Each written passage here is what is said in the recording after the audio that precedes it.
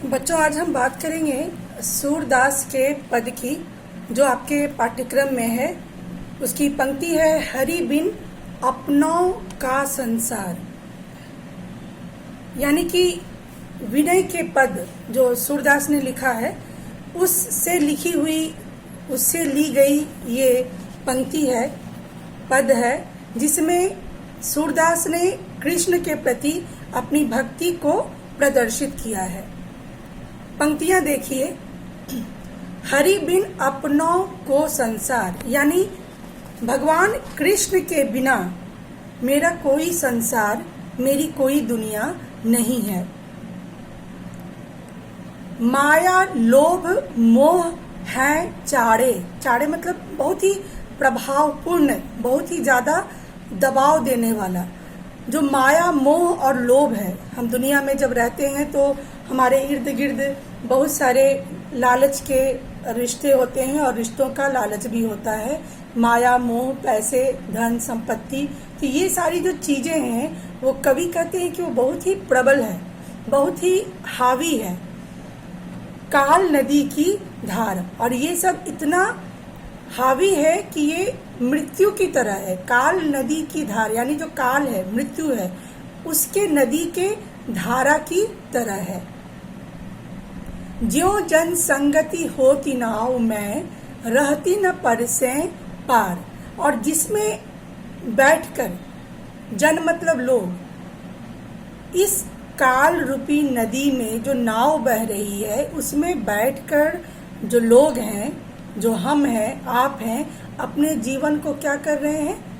नष्ट कर दे रहे हैं। हम माया मोह में फंसकर, परेशान होकर, काल रूपी नदी में बहते हुए नाव पर बैठकर अपने जीवन को नष्ट कर दे रहे हैं। तैसे धन दारा सुख संपत्ति, शब्द देखिए, ठीक उसी तरह जैसे धन मतलब पैसा, दारा मतलब पत्नी। दारा औरत को कहते हैं, युवती को कहते हैं, पत्नी को कहते हैं। सुख मैंने बताया ही, सुख, धन, संपत्ति, जो भी आपका जायदाद है, ये सारी जो चीजें हैं, बिछुरत लगे न बार, यानी इसको बिछुड़ने में जरा सा भी समय नहीं लगेगा। आपके जीवन में जो भी संपत्ति है, जो भी पैसा है, जो भी धन है, आपकी जो पत्नी है या जो भी आपके साथी हैं, उनको आपसे बिछड़ने में जरा सा भी समय नहीं लगेगा। मानुष जन्म नाम नरहरि को मिले न बारंबार। अब सूरदास सिखा रहे हैं, समझा रहे हैं कि ये जो मनुष्य का जन्म है, ये बार बार नहीं मिलता है।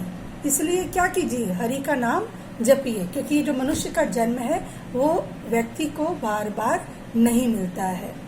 यही तन छन भंगुर के कारण गर्भत कहाँ गवार। बोल रहे हैं कि एक ऐसा तन है जो क्षण भंगुर है, आज है कल नहीं है, तुरंत नष्ट हो सकता है।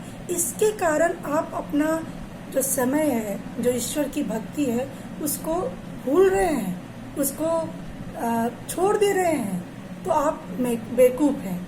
अगर आप इस जीवन के लिए मानुष जन्म नाम नरहरि को मिले न बारंबार, यानी मनुष्य का जन्म और हरि का नाम बार बार नहीं मिलता है।